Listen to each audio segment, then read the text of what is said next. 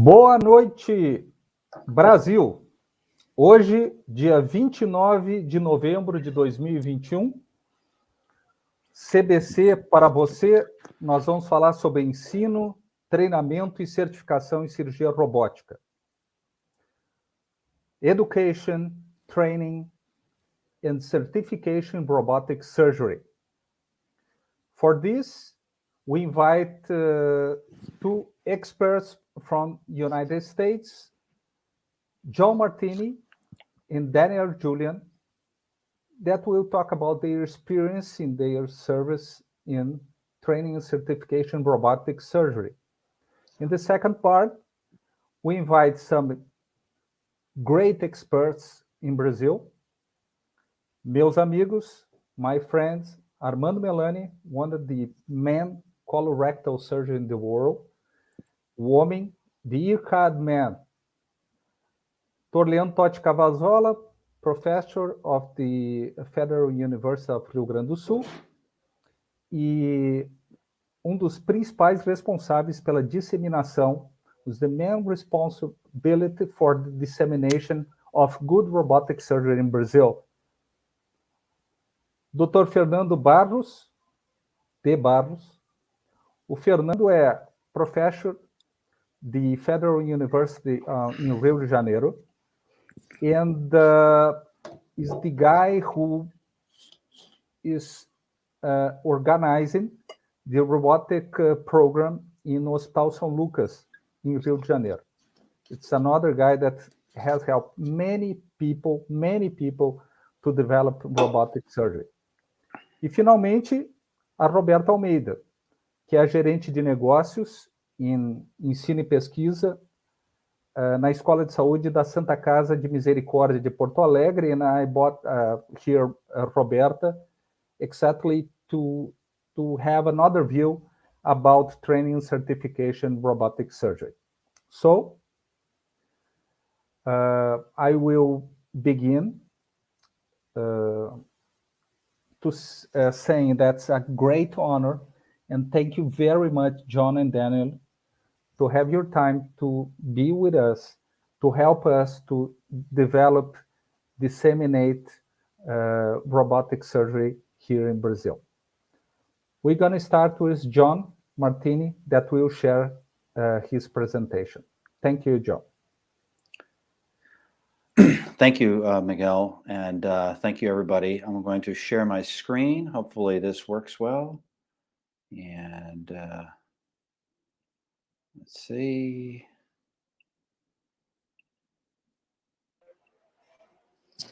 And, oh, great. That's the end of that's the one slide you need to see is my two kids. Sorry about that. That was my daughter. Okay, I'm going to talk about robotic training in North America. They have asked me to focus on residency and fellowship discussion.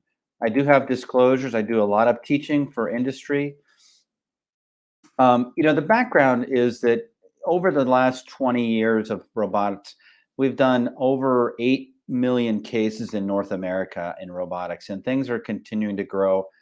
On an annual basis, there's about a 17% growth in robotic surgery with Intuitive, and there are now other market players coming on with Medtronic and Cambridge Medical and a host of others. So you can see this is just going to continue to take off and projected to double in the next 5 years, actually, up to almost $7 billion in the United States. For Intuitive, if you look at this graph, they've really increased. The general surgery has really taken off. Back in 2009, it was a fraction of GYN and urology, but general surgery has really grown significantly, and that's just going to continue as the years go on. When we start talking about when I first started in 2000, well, I started in 2004, but when robotics started in 2000, there was really very little training, if any, in general surgical training programs in the United States. And there were no requirements for robotics in residencies and fellowships. At the time, urology and GYN, again, had started significantly doing robotics, and I think they were way ahead of us in the early era. But in this, what I call the early era, almost all robotic training and certification was done following residency. That means someone would finish their general surgical training, and then they would go out into practice, and then they would do a course by one of the industry partners and get certified. And these were what we call the basic courses. And it involved a lot of what we call proctoring, where surgeons would go out and proctor and mentor other surgeons. Again, at the time, hospitals, which are the entity which which gives certification and privileges, was almost exclusively required to have a course done at an intuitive course. So that was the early era. After about 10 years of this, we move into the mid-era. That's where you start seeing increasing use of robots in general surgical residencies and specialty fellowships, so colorectal fellowships and HPB. But there was extreme variability. So there would be some hospitals and residencies that had significant robotic experience, but not universal. By this time, robotics had become standard in urology and GYN. What I mean by that is, if you were a urology resident or GYN resident, you had to do robotics. It was over 90% of the training programs in North America used robotics. And we see, again, in some of the subspecialty fellowships in North America, such as HPB and colorectal and thoracic, we start seeing increasing use of robotics in their fellowship trainings and an increased number of advanced courses, which are courses that I help teach for both intuitive and other academic centers, University of Pittsburgh and University of Illinois and other places. During this time, we also started doing additional fellowship training courses, which were sponsored by societies such as the AHPBA and SAGES and Colorectal Society. Sorry about that. And so you start to see more and more of these advanced courses during this time frame. Now, the current era that we're in, I would say the majority of general surgical residencies have some exposure to robotics. And many of these have very comprehensive programs and curriculum, so that the growing number of residents, when they finish their residencies, no longer have to do a post-training course that is anything. And remember, there's still no requirement by the American College of Surgeons or training programs to actually have robotics in your training. I will also go on to say that most fellowships have robotics as specifically HPB programs, but although there are a few programs that still don't do robotics. If you look at growth, this is again from Intuitive. There's been a 15% growth in fellowship training over the last 2 years, and almost 400 increase growth in resident training. So really, we're doing a much, much better job in training general surgical residents in North America. And that's really, I think, very promising, because what that means is that residents will no longer have to learn how to do robotics once they've finished their residency. They've learned robotics in their residency, which is always better. If you look at this, is the 40% increase in the number of residents and fellows seeking what's called a training equivalency certificate. What that means is they're getting a certificate from industry that says, yes, I did an adequate number of surgeries, robotic surgeries during my residency to be certified. More importantly, you see that just last year alone, there was over 1,000 cases performed by non-intuitive trained surgeons. That is, these are surgeons who got their robotic training and certification and everything during their residency program. So it certainly says to me, we're doing a much, much better job nowadays than we were 20 years ago. This goes to show, just see the market growth or the growth in robotic cases. This is data from the Fellowship Council. So you've seen over the last 9 years, we've almost 15% growth rate. And this is for all cases. I'm gonna skip over some of this. Specifically for HPB, we're doing a little bit better, but we're a little bit slower. You can see about 9% of major HPB cases, meaning Whipples and liver resections and things like this, are done with the robot in the United States. Still have a long way to go. So in terms of training for robotic HPB surgery, again, you can talk about the current residents, recent graduates, and then established surgeons. And these people, these type of learners all have different pathways. So for established surgeons, what I mean, if you're an HPB surgeon or surgical oncologist, you're out in practice, you've been out in practice 10 years, you've never done a robotic case in your life, this is how they need to start. They need to go back to the basics. They need to do a basic course. They need to then get some initial experience on easier cases, and then moving on to advanced courses. And there's a whole host of advanced courses that are taught not just by industry, but at academic centers around North America. And then I think what's required is proctoring and mentoring. So if you take a senior surgeon, they have a different pathway to getting this. For fellowship, again, in North America, there's the HPBA Fellowship Council fellowships. There's about 20 of these nowadays. There's also surgical oncology fellowships and transplant fellowships. So there's a whole host of fellowships. And just skip over these. But the problem with these fellowships historically was that really only a few of these fellowships offered any robotic training going back 10 years or so. And part of that is because many of these institutions did not have faculty that did any robotics. So if you don't have faculty that know how to do robotics, you're not going to have any fellows and residents doing robotics. And that goes without saying. Now, this was from 2015. We've come a long way in the last 6 years, as I just showed you.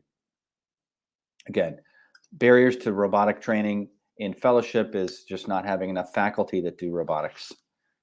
The other problem that I personally see is that if we take an HPB fellow out of a residency program and they've never done robotics, well, that makes it harder for me to teach them the more advanced cases like a robotic Whipple and a liver resection.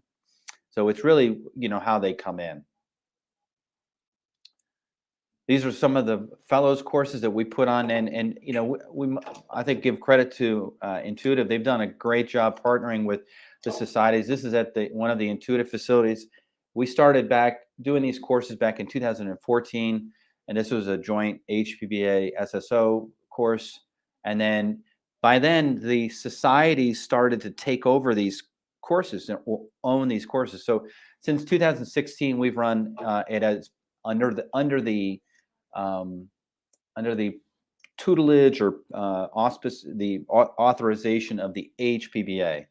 SAGES also does courses, and so we do these at the Intuitive facilities, but they also do these at other centers around the United States. Certainly, I think the next speaker is going to speak to that.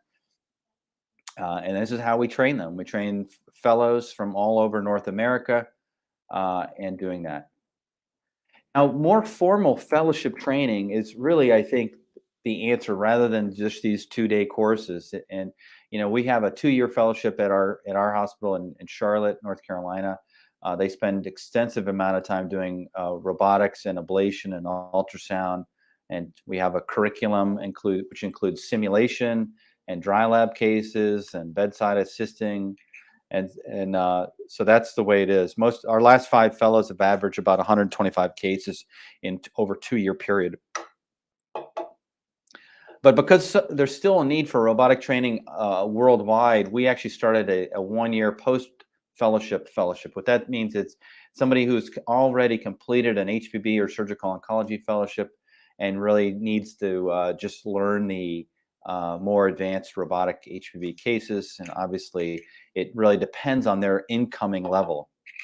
For example, right now I have a fellow who did a HPB transplant fellowship in Australia, and then did a 1-year HPB fellowship in the United States. So this is his 3rd fellowship. And so that's what we're doing now. If you look at the growth at our hospital by the fellows over the last few years, significant growth. And so with that, we'll just talk about pathway. So again, pathway for most people is going to be starting with a basic course, doing an initial experience, getting maybe 25 to 50 cases under their belt, and then moving on to the advanced courses or the advanced cases where they learn more complicated procedures and things like that. And these are, but again, both at academic centers and at industry centers with our partners. And that's for both attendings and fellows. Skip over this slide. So when we talk about the nuts and bolts, when I started out in 2006, this is how we practice. We just get some sutures, get some material, and practice suturing. Nowadays, we have all kinds of digital media to do. We have a backpack simulator, and then we do dry lab, and I'll show you what that includes. And then we have porcine or pig labs and cadaver labs as well. So these are the different tools we use for training when we do advanced courses. And so everyone's seen this, video of, this is a great simulation skill for beginners to learn how to, handle the needle, and that's easy to reproduce. This is dry lab, so this would be just in the operating room after hours, just practicing tying knots. And this is simulation tissue, which we use for a lot of the courses to teach how to do, for example, bile duct anastomoses and pancreatic anastomosis. And so this is how we do, the actual training. And so summary, increasing utilization in general surgery as more and more general surgeons start doing this in the training programs, that we'll have residents that come out who are better trained and better equipped to go on and do more advanced things in fellowship. And I think we'll see a steady decline for the need for industry, that I'm meaning basically intuitive, to run courses and certification, because the residents coming out will already be certified and trained. And so with that, I'll stop, and I'm happy to take any questions about my presentation or thoughts on training in North America. You guys hear me still? Yeah, of course. Thank you very much, John. Excellent presentation, very clear. And now I will invite Danielle. Danielle Julian is actually Director of Education Training in Advent Health Nicholson Center. In 2018, I organized 10 guys from Brazil, most of from my city, Porto Alegre, with the preceptorship of Leandro Totti Cavazzola, here with us today, to go to initial training in Nicholson Center, and Danielle helped us a lot, and you can have some proud of us. Most of us are doing very, very well, well. Great, that's great to hear. That's awesome. Love to hear back from the students or the learners who've come through. So let me see if I can. I'm sharing it a little different. Can you see? Can everybody see that? Yeah. Very well. Yeah. So a little background about the Nicholson Center before I get started. I am the Director of Education at the Advent Health Nicholson Center. We're a surgical training facility. We are an ACS accredited education institute as well. And, I'm going to kind of skip over the background as well, because Dr. or John already went over this, but we all know that with the introduction of the robotic system, all of the technology really introduced a learning curve. And, we just learned how residency and fellowships are starting to train more. That always wasn't the case. So, we started our program about 2015, 2016.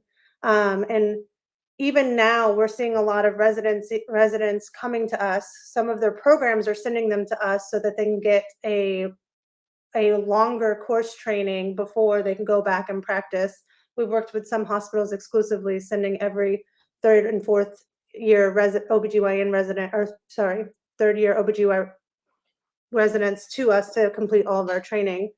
But if those who don't have the option to, or don't get any training during residency, or those established surgeons, as John mentioned, want to receive any training in robotics, really there's limited options, and majority of those are ran by industry. So they're mostly industry driven. And while these courses that Intuitive runs provide instructions on the necessary psychomotor skills, they're usually in isolation from cognitive and perceptual skills, and they don't really bring them all together because it's often done in a single day course. So learning all the skills that you need, not just the psychomotor skills, but the technology and knowing the technology itself is really hard to do in a 1 to 2 day course. So to help alleviate some of those training issues, we've created and deployed multiple experiential robotic courses utilizing a series of simulation training technologies. We have a basic robotic surgery course that is a 4-day course. It's recommended for surgeons with little to no robotic experience. It's not specialty specific. We're really just teaching you the basics of the platform, how to utilize all of the pedals, get used to using the wristed instrumentation, moving the camera, everything that you need to know before advancing your robotic skills. We quickly learned that we had to add some advanced courses after this basic for the beyond training. And that's where a lot of interest has been lately, is these specialty specific, procedural specific advanced courses. So we've created multiple courses almost in every specialty to date. They're usually 1 to 2 day courses. This is when those 1 to 2 day courses, we're not teaching you about the platform. We're not teaching you the basics. We're teaching you how to utilize the technology for a specific procedure. We ask that they either complete a basic course before coming to the advanced course, or that they have a certain amount of robotic procedures completed before they come to one of these advanced courses. And each specialty kind of differs there. We also offer a perioperative robotic course. So this is to train the rest of the staff and the rest of the OR team. So they learn troubleshooting with the technology, draping, instrument insertion, removal, in emergency procedures and what you need to do in that. So those are the courses that we run today. All of our robotic courses are structured in this crawl, walk, run manner. I think I go over it in a different slide, but we ensure that the learner has satisfactory recall and can apply prerequisite knowledge before proceeding to the next concept.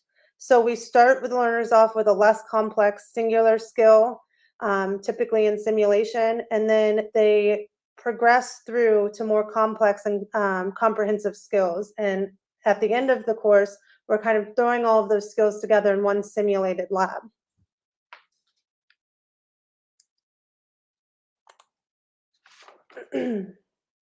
Our curriculum is developed on the baseline of using FRS curriculum, which is the fundamentals of robotic surgery. And then we have, I'll use the word paired lightly, but we have been trained by Intuitive, and they've given us a lot of their course content, so we leverage that as well. For those who don't know, FRS, and I'll make this brief, is a multi-specialty robotic surgical skills curriculum that was created with the help of over 80 subject matter experts. During this curriculum development, they looked at essential cognitive, psychomotor, and team training skills that are specifically associated with robotic surgery. It resulted in a prioritized matrix of about 25 robotic surgery concepts, which is the core material that they use in that FRS curriculum. Out of those 25 concepts, 16 of them are directly linked to the FRS dome, which is this dome-shaped thing that you see here. The dome was developed with an assessment, an objective assessment, and there's also virtual reality simulation exercises of this as well. So we use the FRS dome, the assessment, and the simulated exercises, and we also use some of that cognitive material that was developed by FRS in all of our courses. Beyond FRS, we utilize the robotic manufacturer training requirements for the technical platform training. So we provide a lot of knowledge and technical troubleshooting information on both platforms of the Da Vinci. but it differs from traditional classroom. We're not just sitting down. Everything we do is hands-on. So during the course, the learners are trained through verbal instruction. We tell them what the button does, but then they have to push the button and actually do the movement. So we usually say, this is how you dock. Now you have to dock 10 times. So they're getting a lot of hands-on and a lot of muscle memory during this technical training portion. We assess throughout all of these parts of the courses. So, for VR, we use the objective metrics that come with the simulators. For this, we use a modified platform training checklist that was provided by Intuitive. And again, we use FRS assessment for the dome. About half of our instructional environment is conducted in the simulation lab, and then the other half is conducted either in the simulated OR or an actual operating room.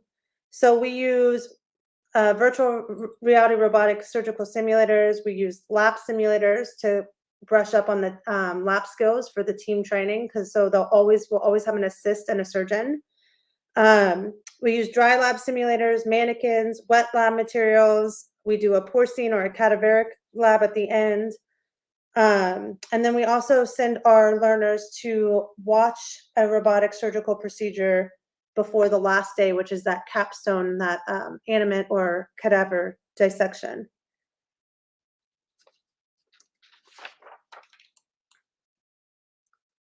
So I kind of mentioned this earlier, but again, all of our courses are developed in the crawl, walk, run style that shows the progression. So this is just, we start with simulation on day one.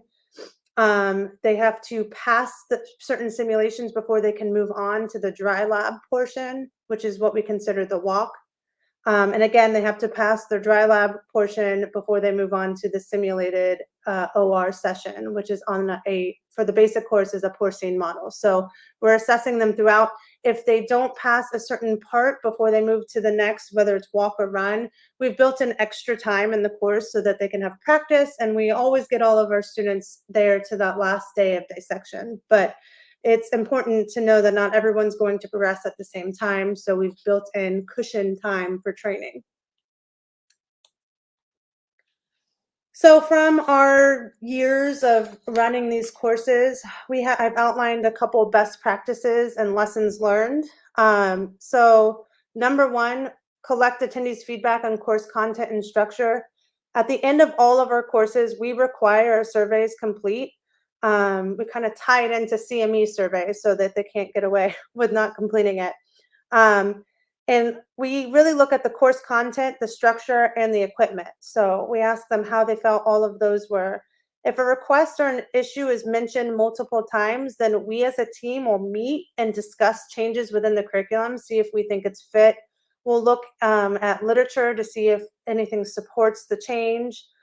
Since our first course, we have iterated our program, our basic course, at least 8 times to directly reflect requests of our students. So we've developed all of this with ease of updating all of our curriculum. So it's a breathing curriculum.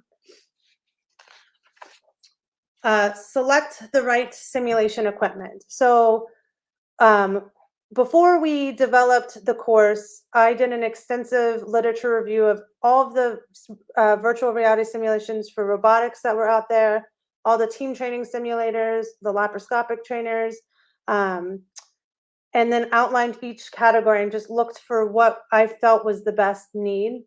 So we looked at the fidelity of the hardware, the metrics, the different exercises that were in there.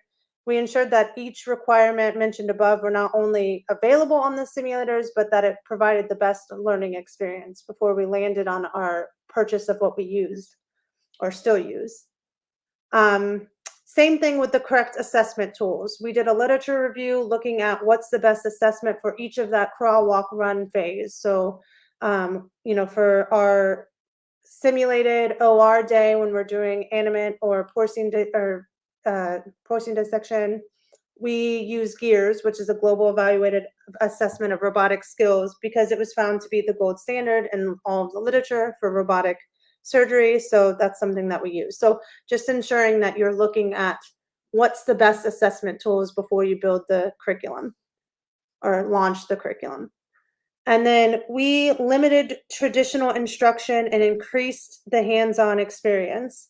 Because psychomotor skills development is such an integral part of surgical education, we focused on just that. So we provided, on our basic course, we provide over 40 hours of hands-on training, and we only do about 2 hours of didactic sit-down training in a 4-day course.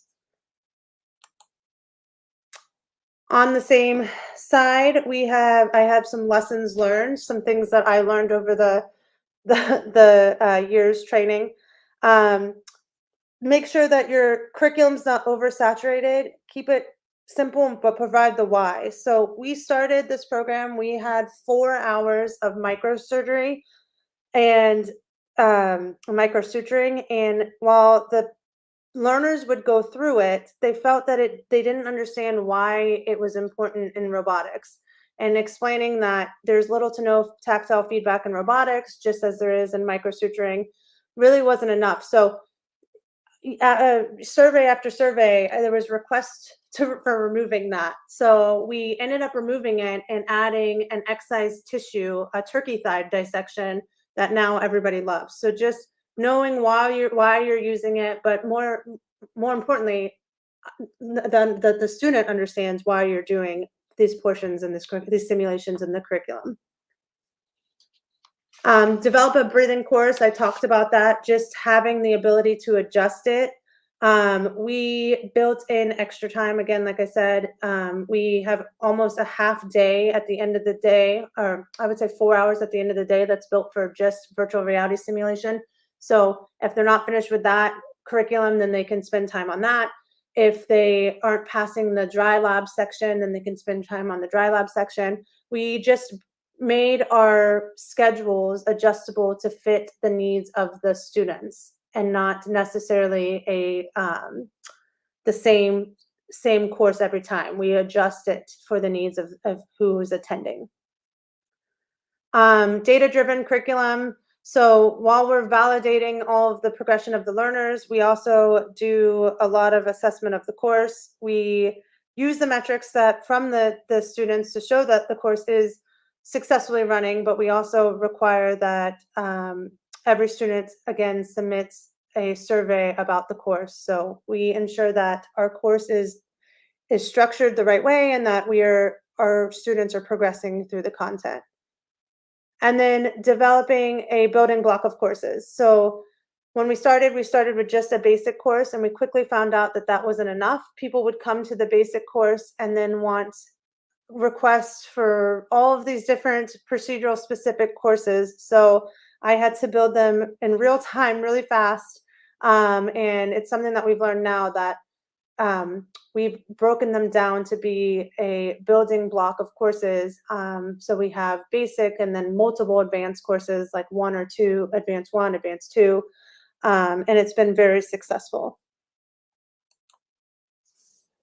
Future of robotic training. Well, I think in the United States, the training and credentialing still varies nationally, and I'm sure globally. But I did want to mention that this was something that I found interesting. So Advent Health University, alongside other multiple robotic surgeons, have created a master's degree in science and robotic surgery.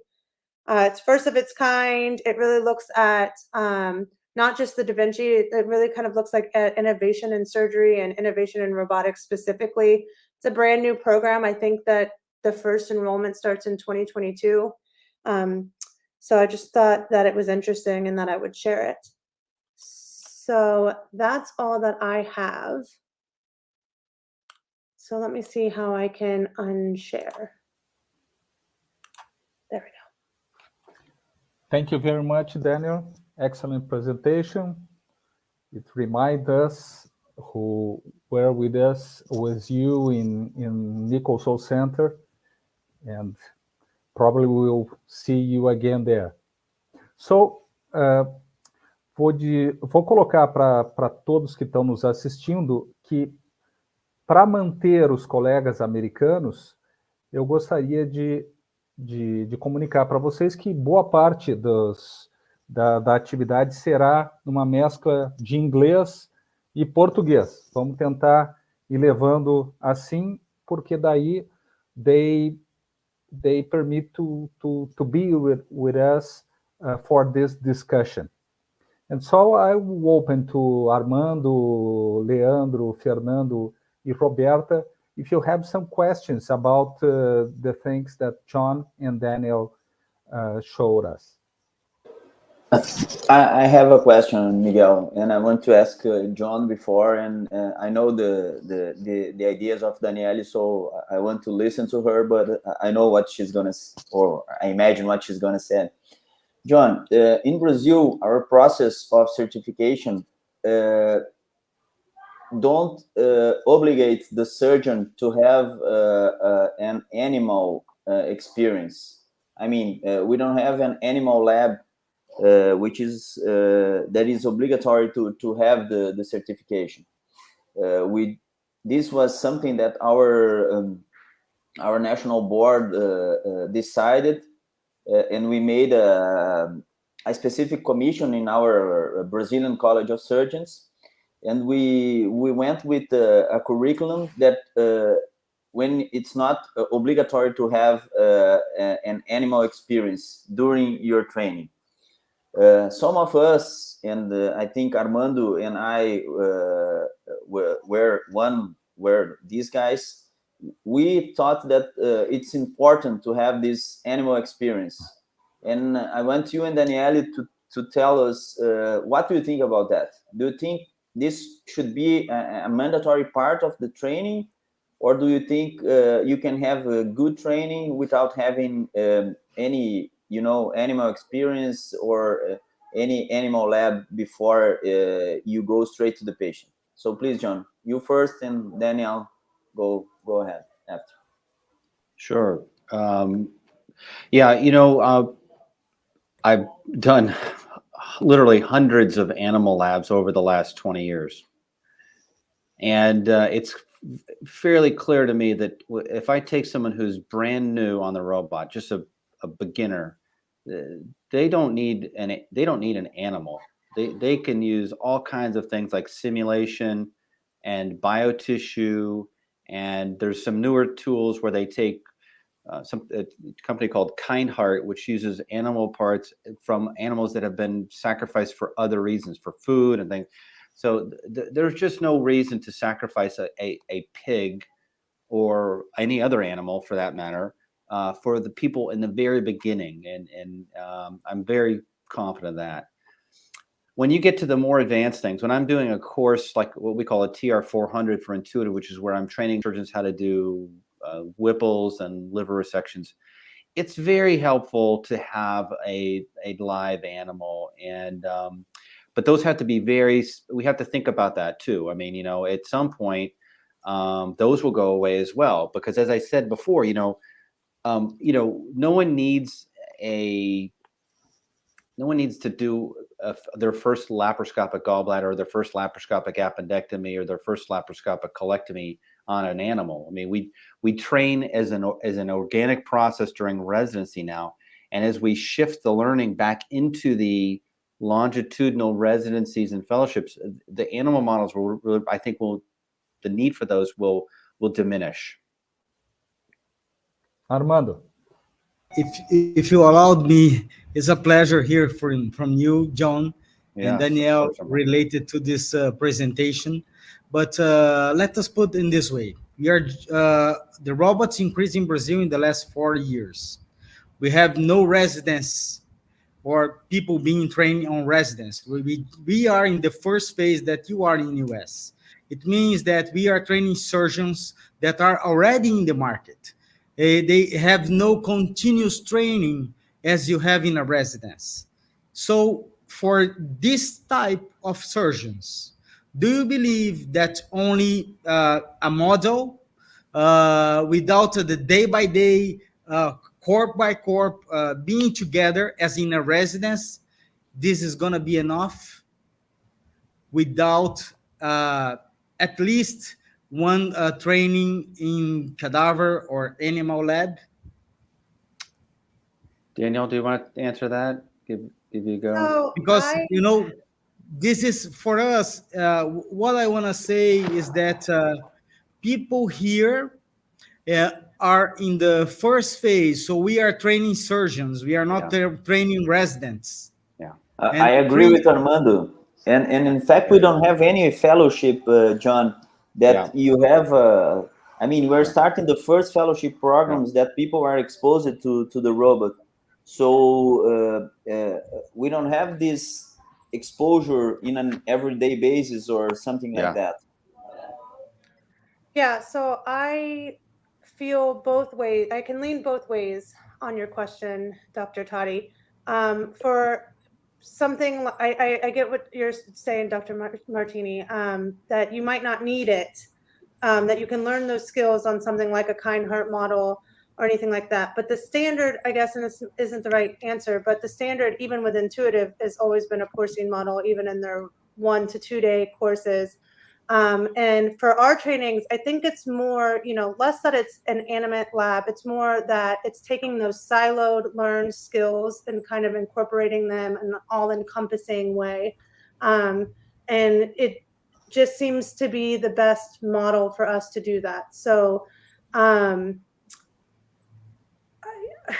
I think that it's more than just the surgical skills too. Like, when I do a course, I always say that a basic course, I'm not a clinician. I'm not training you how to do the procedure.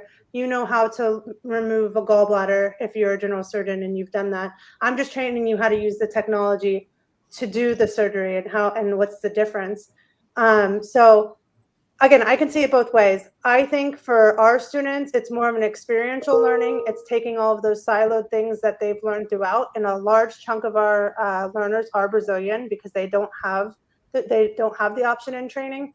So it's taking all of those things that they've learned throughout the course, and then it's establishing them in one encompassing training environment, not only surgically, but communication, teamwork, and talking with your team on how it needs to be, understanding the robot and removing instruments. And so I think bringing that all around, whether it's a porcine model or a cadaveric model, is important.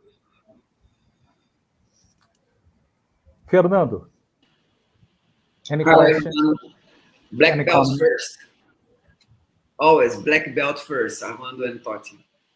Well, Danielle and John, congratulations. I just loved your presentations.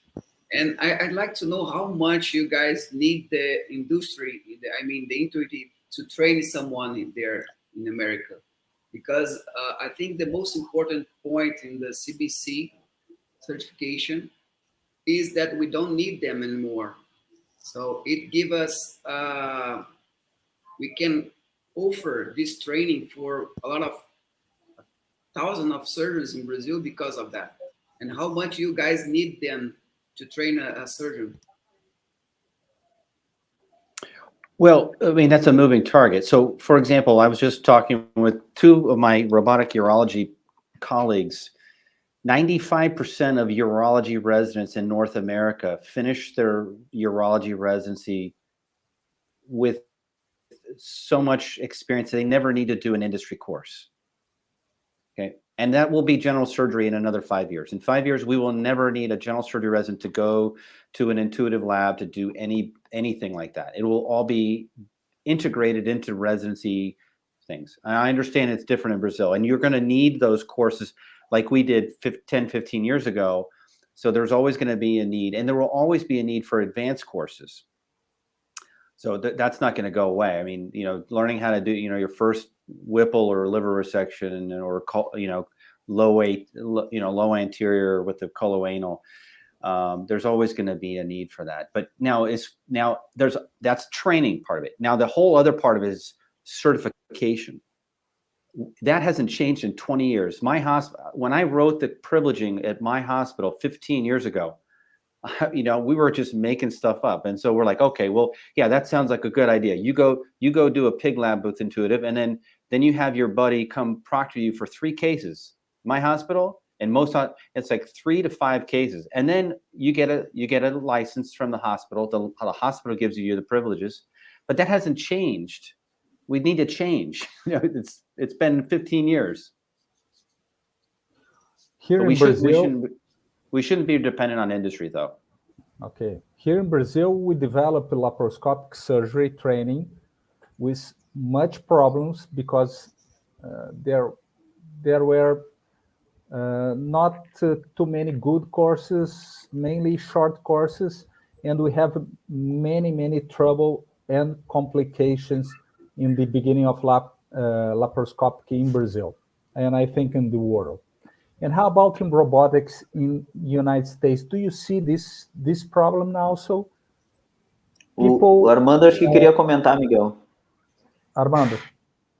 Yes, I would like to add a question, if you allowed me, is related to that. You consider certification intuitive basic course.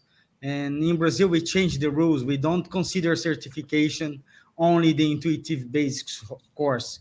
Surgeons should be proficient in surgical procedures. It means that we add at least a minimum number of procedures that are gonna allow us to say that the surgeon is proficient. And this is done by an entity, a surgical entity. And so, adding this to this question of Miguel, we understood that maybe doing that, we are going to be a little bit more safe, driving surgeons to do their best way. What do you think about it? So I just wanted to add, as far as the privileging and certification, I know that at least here at our hospital, it doesn't necessarily have to be intuitive training. It just has to be a certification of completion of a training. So of some training that has robotic, so our basic course, for instance, some, like I mentioned, the residency program that's sending their OBGYNs, they're utilizing our course instead of a one-day training course from Intuitive as their privileging and credentialing check.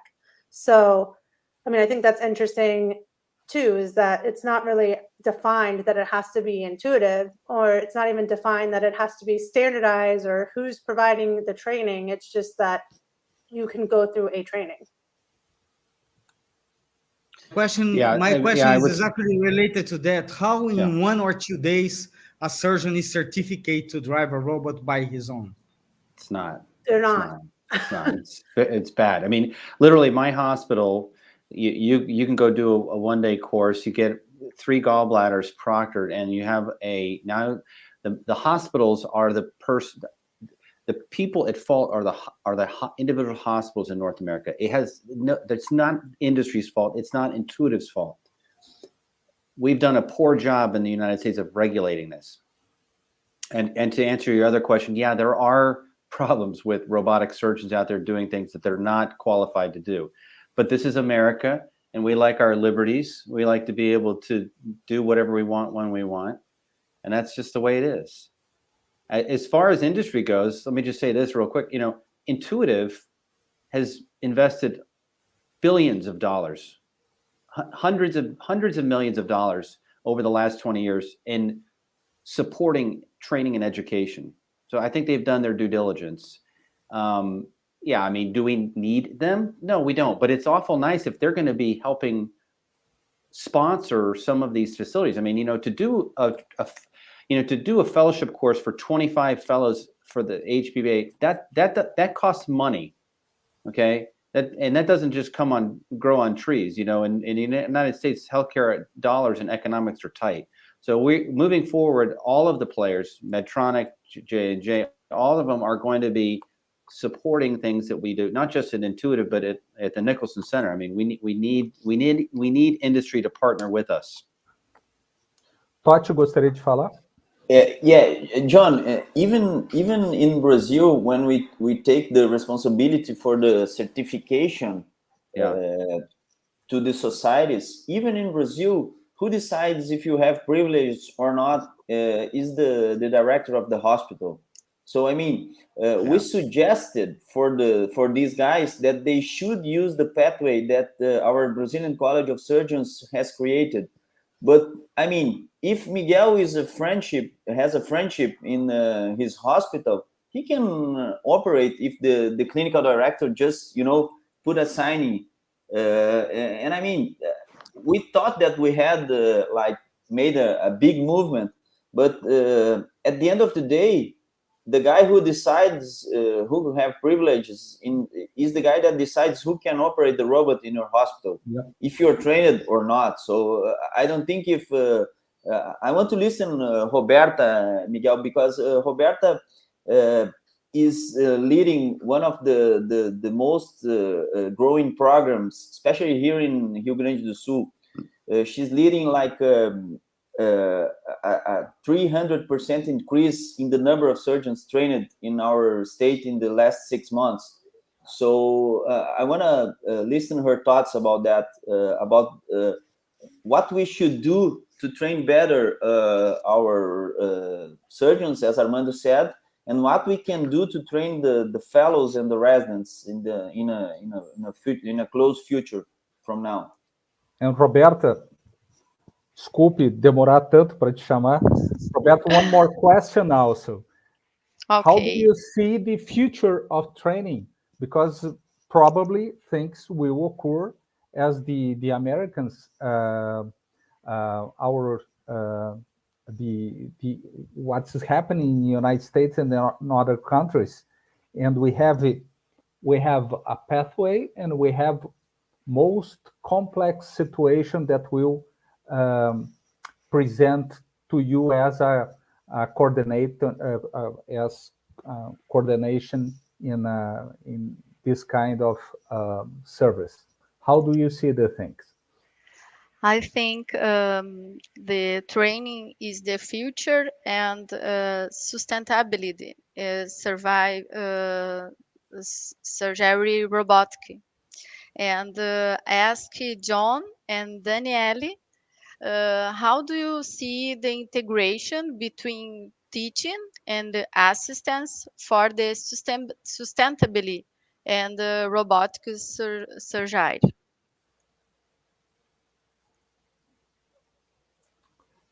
Yeah, the idea is problem the money. How to sustain a program. How to sustain a program in training robotics? Yeah, where the money comes from. John, in Brazil is a quite more problematic because we use the training to get money to sustain the procedures. So we get money from learning, from education, the money that we earn from education, from training other people to pay the surgeries that some part of the government just don't pay, and some of the insurance companies, they just don't pay. So that's our problem. We have to try to maintain the viability of our program based on earning money from other from other sources of money, that not just the reimbursement from the insurance. You understand what I'm saying? I'm not sure I follow So you. I mean, what's the problem is that you don't have money to do the training, or what? I mean, no. The problem is it's not all the insurance companies that pays for the robotic surgery in Brazil. Right. I mean, it's just a small part. Most of the procedures are paid by the patient. So what happened? As soon as your hospital buys the robot, you have a big problem, because you have to pay that robot, you have to pay for the surgeries, and you just don't have anyone that pays for that.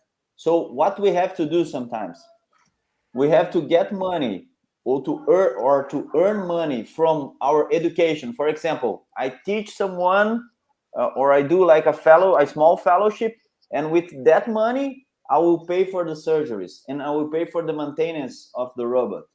So it's even a major problem that we are dealing with. We don't have money we don't have, we have to keep the sustainability of the robot based on earning money from other things, from credentialing, from certification. You understand what I'm saying? Mm-hmm. Yeah.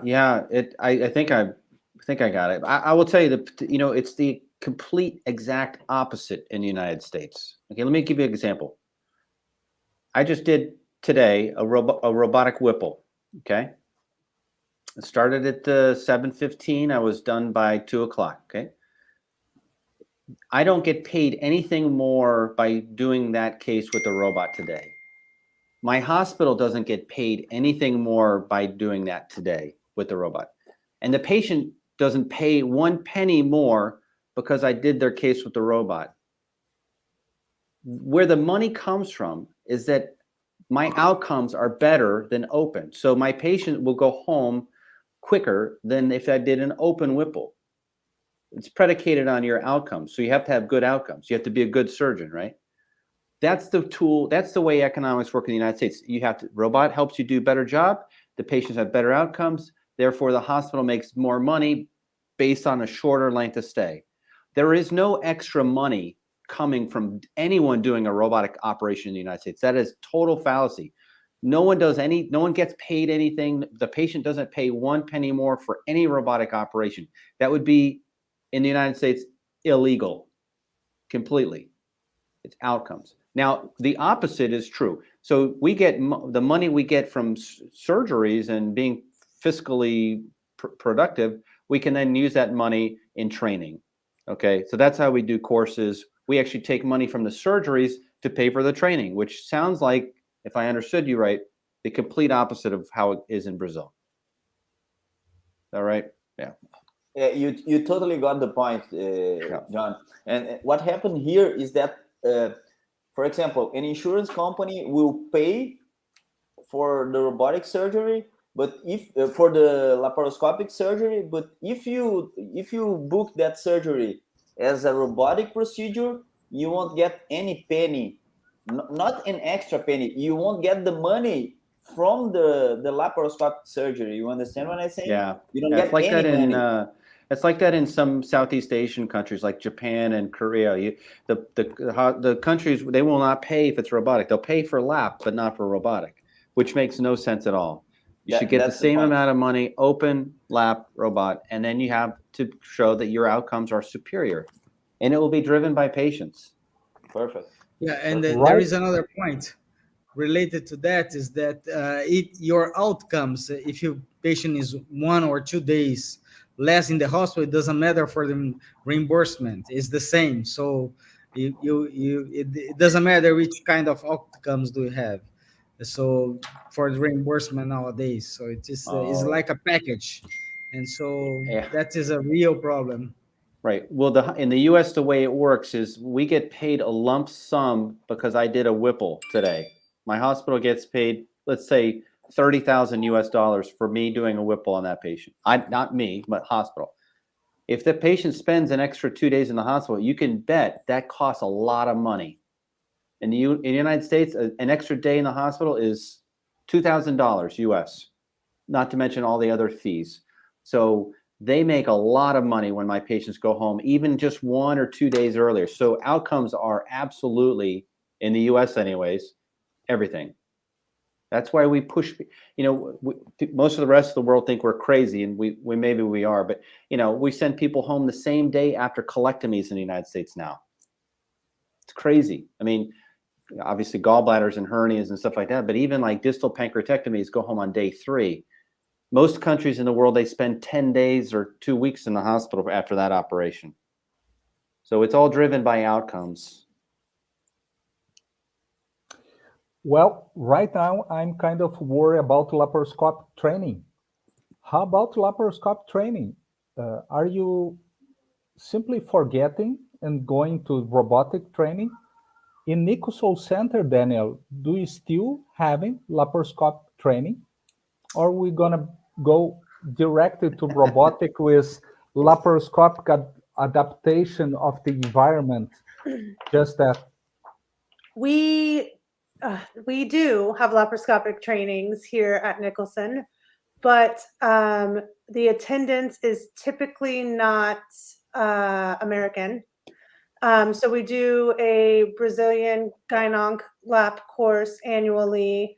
And then we do a lot of trainings. Sorry, somebody came in my office.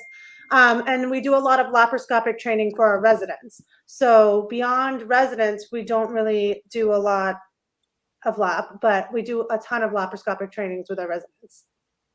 John, are you worrying with laparoscopic training, or the guys go direct to robotic? And how about Armando? Your dad will be just robotic, or laparoscopic is gone? Is that what will happen? Yeah, I think it's gone. I mean, I think it's going to be gone. I mean, it's the same thing you think about. 20 years ago, I had attendings that were worried we wouldn't remember how to do an open appendectomy. Who cares? I mean, all general surgeons transitioned to doing laparoscopic appendectomies in North America. And I think in 20 years, we won't be doing hardly anything laparoscopically. It will be all robotics, and the healthcare economics will work its way out with competition. So yeah, I mean, my skills, my laparoscopic skills have definitely atrophied, but it doesn't matter. Yeah, and I will say, even when it comes to privileging and credentialing, I have to oversee all of the maintenance of skills for robotics for Central Florida, and I have to make sure that they're doing enough simulation. But some surgeons here do 0 laparoscopic, and they don't have to show they don't have to do any skill maintenance for their lap side. So it's interesting to see that switch. Armando, how is Totti? And after Armando, how is IRCAD seeing this, the European way of life? I have a question for both of you, Danielle and John.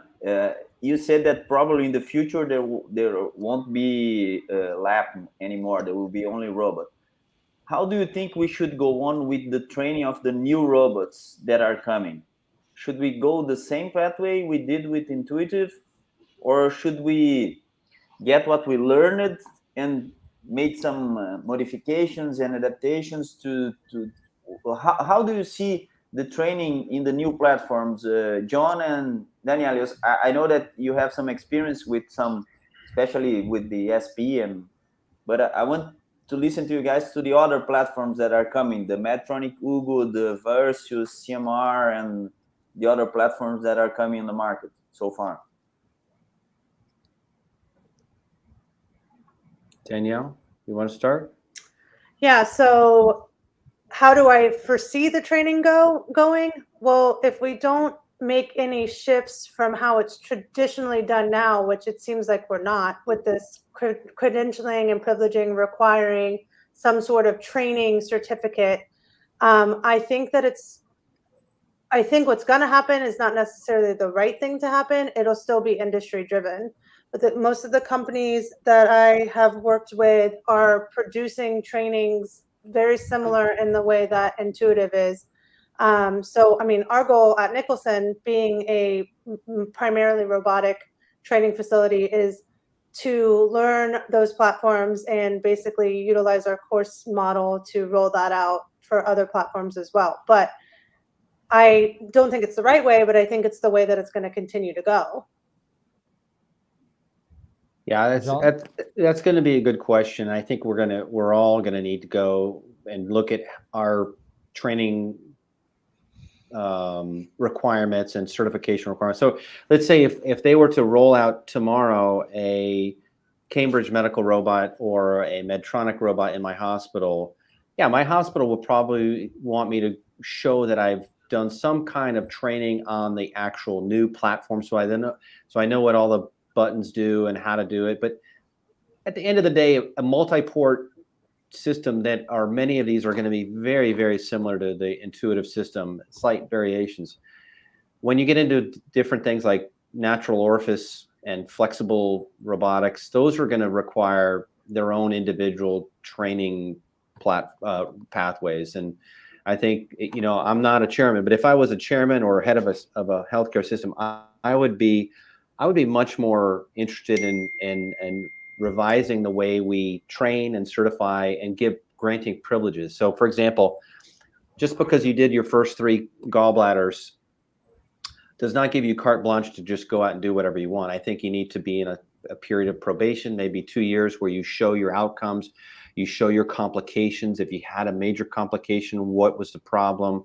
What did you do wrong? How are you going to correct that? We really need to do a much better job of this. And just sadly, hospitals don't do that in the US, or not many. Okay, but I want to listen the Armando's answer about, is IRCAD going just for robotics in how many years? How Jack Maresco see this stuff? Oh, well, I can tell you, we just opened the IRCAD Unity 3. That is a building in France totally dedicated to robotic surgery. We're going to have 20 systems over there. We already have 14 robots from Intuitive in the IRCAD 2 building. And so, but the thing is, I disagree a little bit from John, because the way that they work in the US is a little bit different than the rest of the world. For appendectomy, is gallbladder. I don't see any hole for robotic surgery. It's very simple. It's less than 15 minutes to proceed. I don't think that robot is something that you really need to perform this kind of the procedures. Elective surgery is a totally different than pancreatectomy or hepatectomy or colorectal surgery, more complicated procedures. So I don't think that the laparoscopy is going to disappear in the way that we have nowadays or we see nowadays. If we have some artificial intelligence that are going to drive the surgeons in another way, decrease the mistakes during the surgery, this is a different thing. But the way that we have the robots nowadays, it's only mechanical. I don't see any difference. And I also would like to disagree related to the platforms. I have been playing with those platforms since the development, and I really believe that each platform has its own features, and then they don't work in the same way. That's pretty sure. I can guarantee, at least for colorectal or hernia surgery, you cannot place the trocars in the same way that you play with the Vinci system. It's a totally different. And the way that the system plays is 100% totally different. So I really believe that there is a need for some experience in all of those platforms. Hugo has a different way to play with CMR, that has a different way to play with other platforms. And maybe if we talk about single port, Titan, SP, they're going to play in the same way. But multi-port surgery is going to be a totally different thing. I will ask Fernando, who runs a service, and Roberta, who runs a training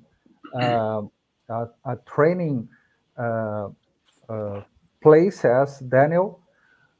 How do you will deal with this kind of problem of different new platforms and the pressure for one specialty and another that wants this platform, another platform, and how to train people there?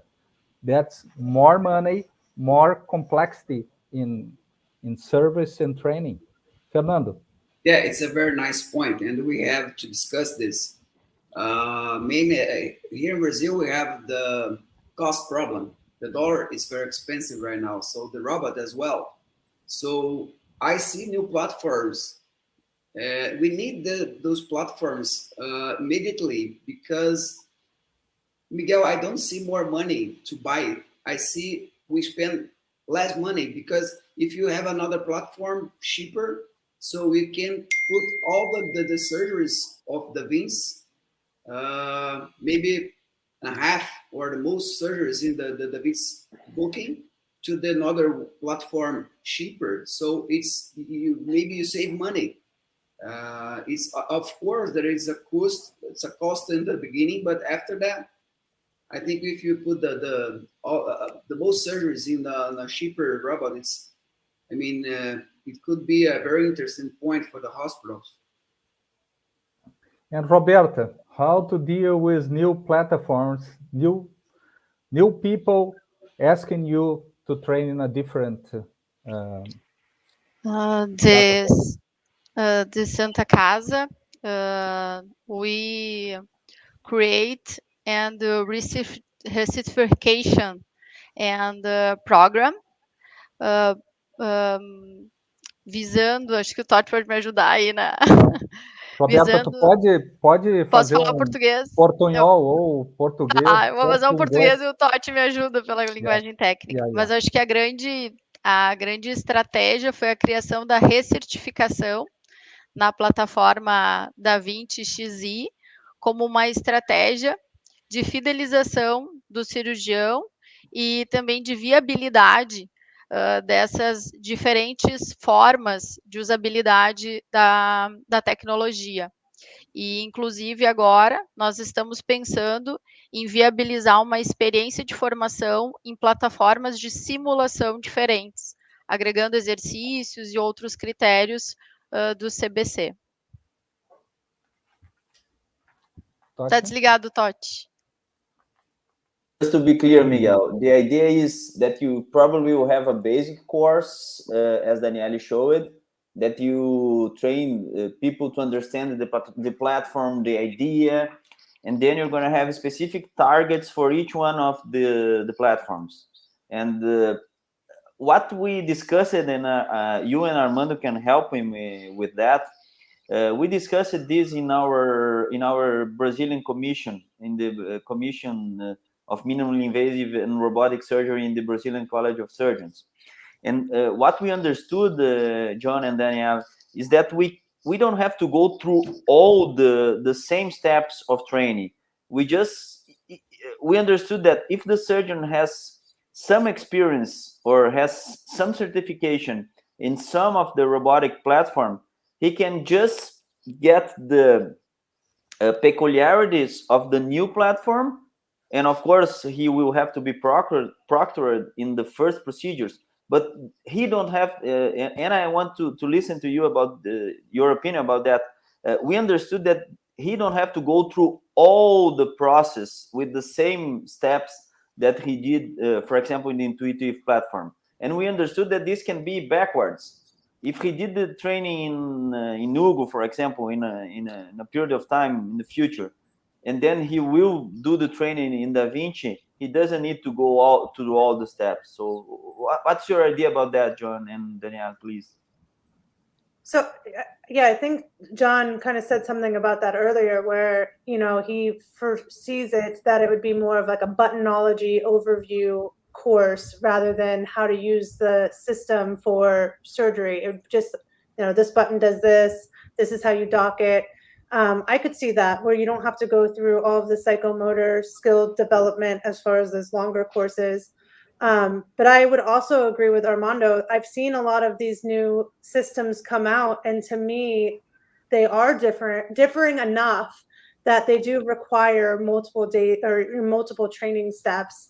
I don't think it's a one size fits all. That I've learned how to do it on intuitive, and then I go over the buttons for a CMR, robot or any of the other ones, and that it quite fits. I think it depends on the time that you are willing to put into training, but I know that, the learning skills on a different robot after I've learned skills on the DaVinci didn't transfer over quite as easily for me. And that's just for, speaking for myself. John would like to tell Yeah, us I mean, I think, there's gonna be so much variation in the different types of robots that we're gonna have coming out again.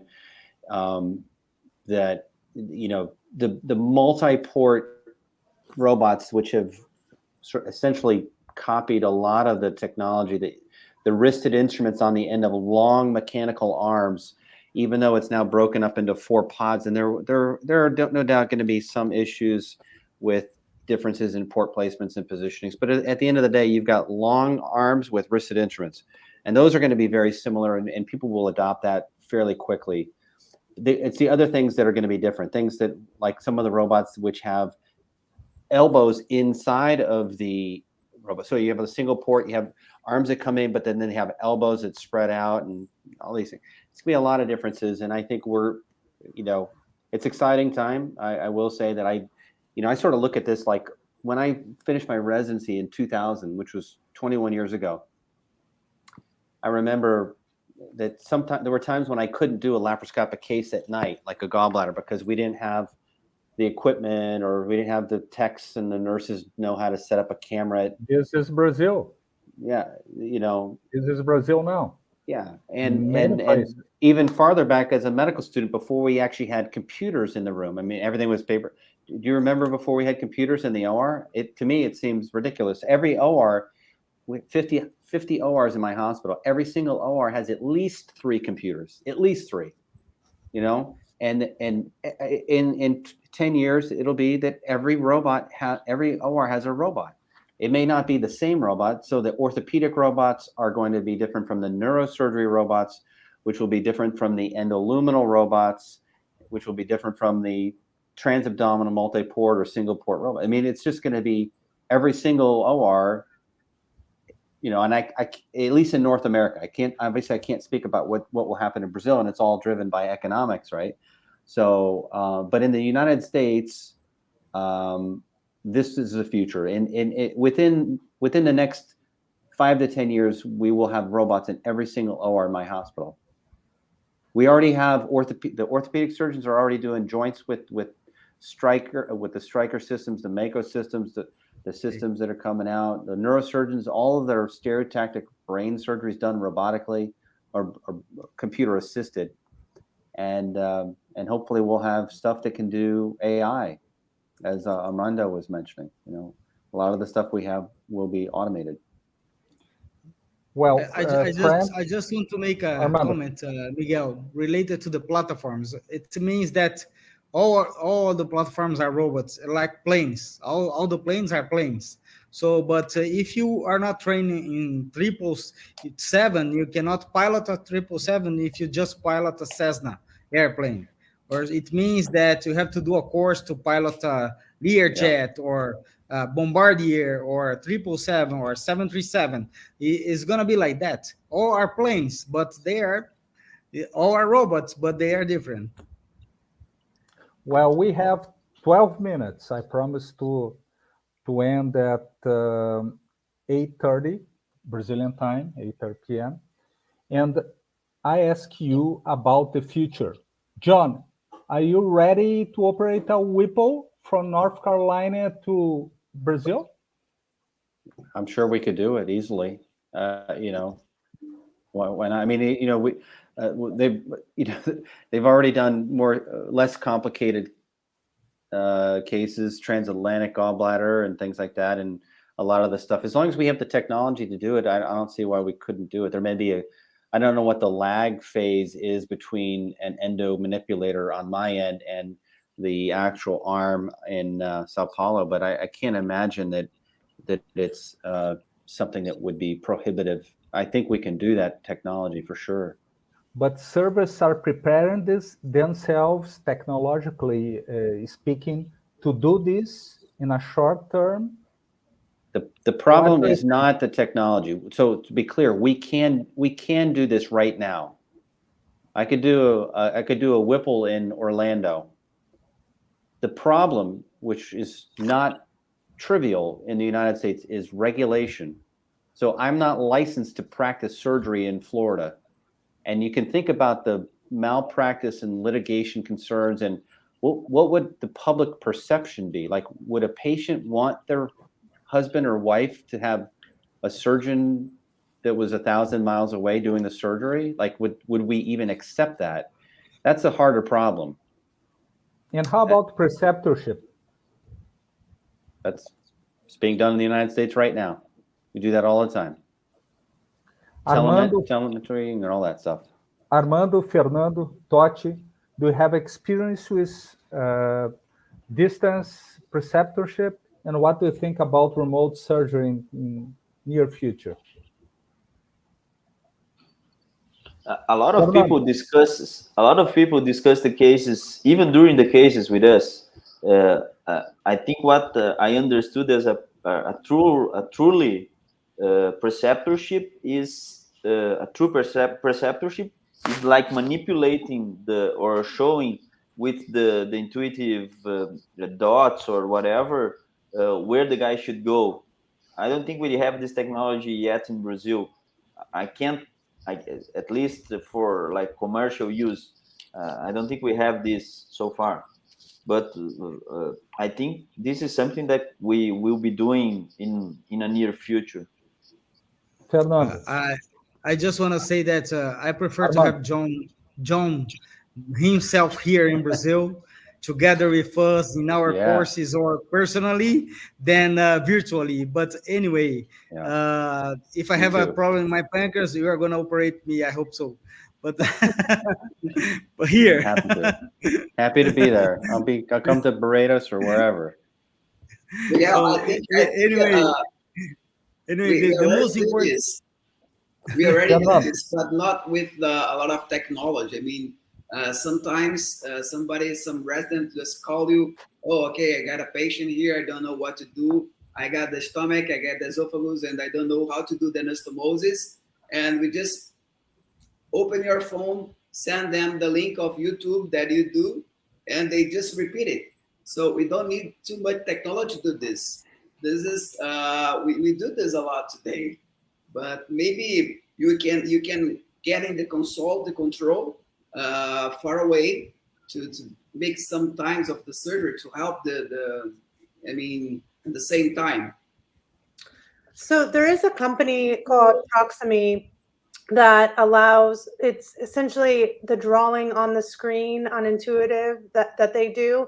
It allows them to, if I'm watching a surgeon do a procedure, then I can moderate from here and they can see it real time in a lab case. Now, it makes it a little difficult when you're looking into a stereoscopic viewer of the robot, but I do think that Intuitive was interested in working with the company to see if they can develop internally for the robot so that you could have a moderator and it would be shown through the stereoscopic viewer. So, I mean, I think that's probably to come. 2 questions for who is running training centers. How do you see Nicholson Center, Danielle, in 5 or 10 years? What will change? Roberta, como vai ser o Centro de Treinamento da Santa Casa em 5 a 10 anos? Como tu vês isso? Estamos trabalhando muito para a questão da implementação de peças de animais, né, que é um ponto fundamental, e integrando toda a parte que inicia com a realidade virtual aumentada, passa pelas peças, né, de animais e então chega-se ao paciente.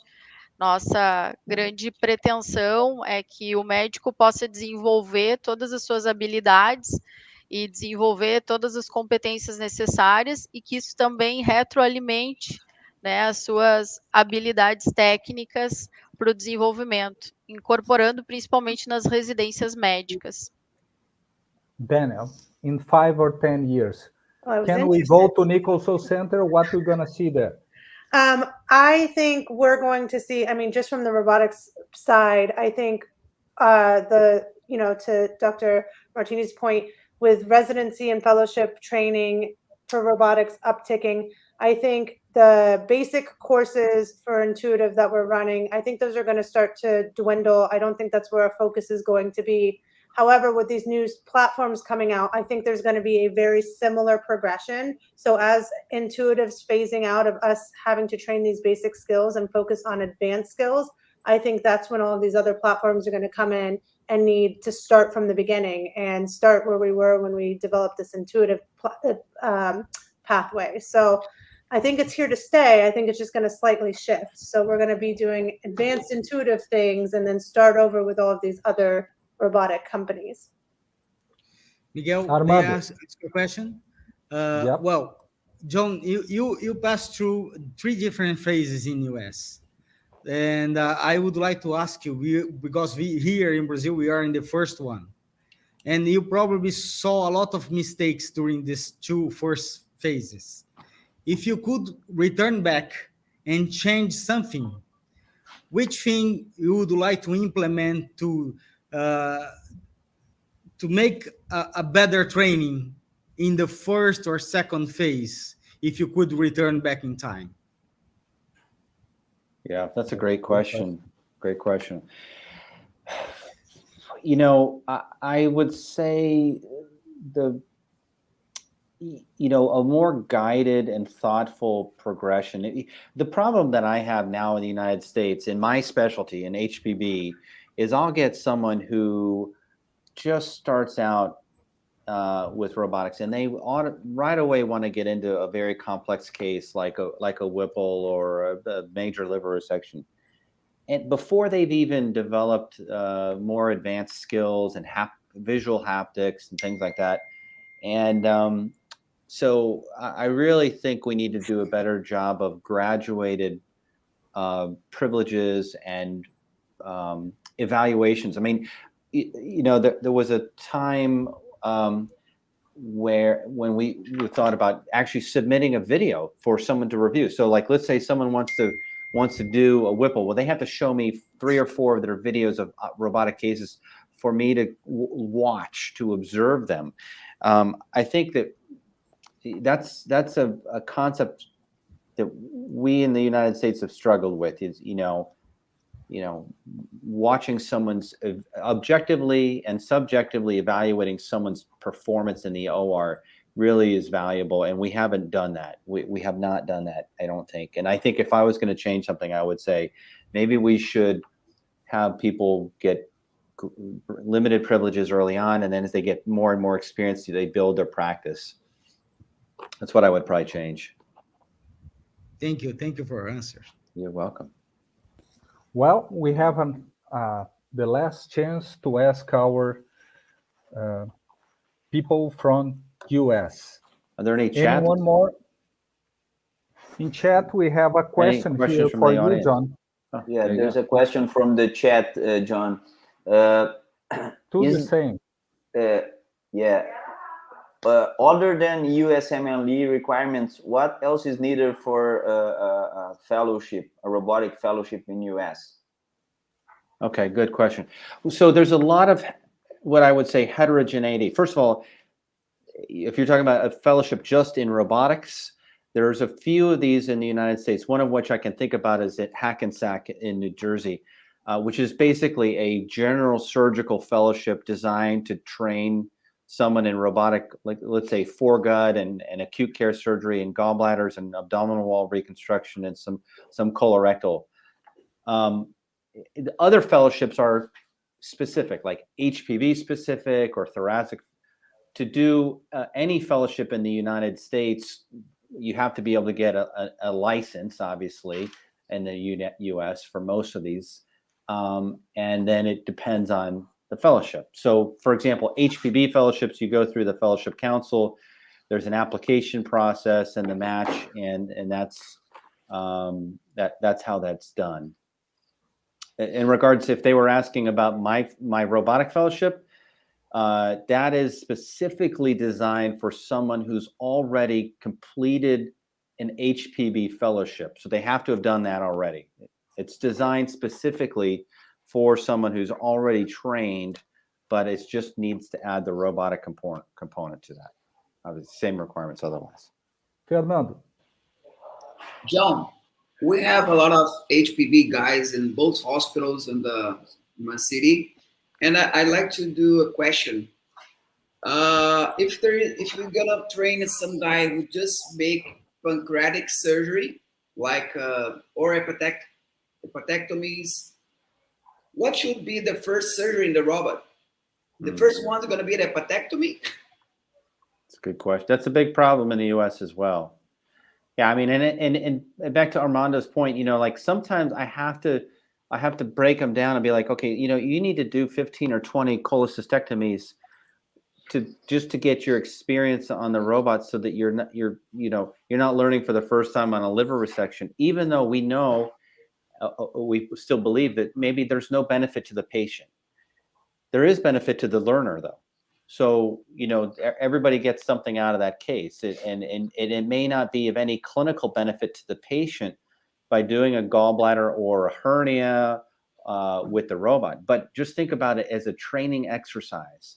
So I think if you want to try to get someone to do more complex things, you have to start somewhere, and it depends on what else is in their practice. You know, maybe they do gastric surgery as well, and so okay, we'll start with some gastric cases. I mean, you know, those are a little bit less dangerous maybe than a liver.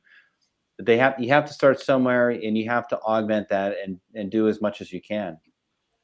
That's a tough situation. We discussed a lot this in the laparoscopy area. Yeah. That we need to be usual in the procedure. Yeah. What we are doing here in the big surgeries like Whipple, we are doing with 2 or 3 surgeons on console. So just one started surgery, and the vascular section get the second surgery, and after all, a third one get the reconstruction. I think it works very, very nice, because we need to make a rest or something. Someone just got the open in the room later, so I think that it works very well. I don't know if you guys do this in the US, but the thorax, the surgery, the chest surgery, they do this a lot here as well. Yeah, there are several centers in the United States that have helped move the field forward in robotic pancreas surgery specifically, where they'll have 2 attendings, and one will be at the bedside and one will be at the side. I personally I've never done that, because just my situation, I operate by myself. So for me, it's just to get it done, So, every place is different. My hospital is not going to pay to have 2 attending surgeons there during a case. So the healthcare economics in some institutions are different. If you're at a big time, prestigious university where everyone's on you're on salary, meaning you get paid annual salary. I mean, who cares? I mean, they don't care. So they can be there hanging out, drinking coffee, watching each other operate. And where I am, you have to work. Like, you work for a living. It's all productivity based. So I don't have time to sit around and hold my partner's hand while he does his first robotic case. I've got stuff to do. That's I would say the majority of surgeons in the United States are in that situation. Maybe 75 to 80% of surgeons, they just don't have the ability to have a second surgeon with them. Dear friends, I'm very proud that I thought this would be interesting to change a little bit the dynamic of this meeting. So we have Daniel and John all time talking in English and focus on global robotic and bringing to us the experience from United States in practicing robotic surgery, training robotic surgery, and certification in robotic surgery. I like to say that was very nice to be with you this tonight. Thank you. And thank you very much, John. Thank you very much, Daniel, for your time to pass things for us that we should do and we should not do, because we're 10 years behind you. And it still will be, I think, many times. Gostaria de agradecer também o Armando, Totti, Fernando, a Roberta também pela visão da área gerencial. Parabéns pelo trabalho, Roberta. Queria agradecer muito também Dr. Homero Costa Filho, that brought John Martinie with us, assistindo a atividade.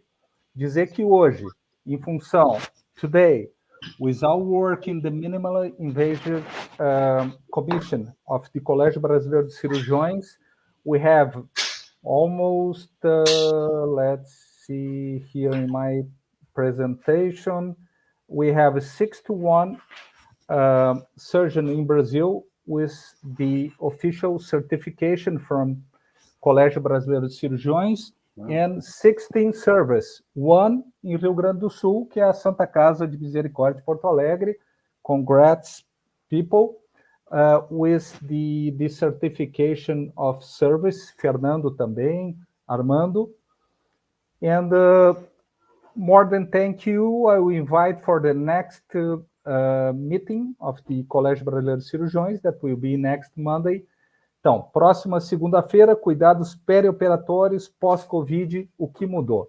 Sempre segundas-feiras, às 19 horas. Thank you very much. Good evening, and see you soon. Bye-bye. Safe. Bye-bye. Thanks, everybody. Have a good night. Good night. Good night. Thank you. Thank you, guys.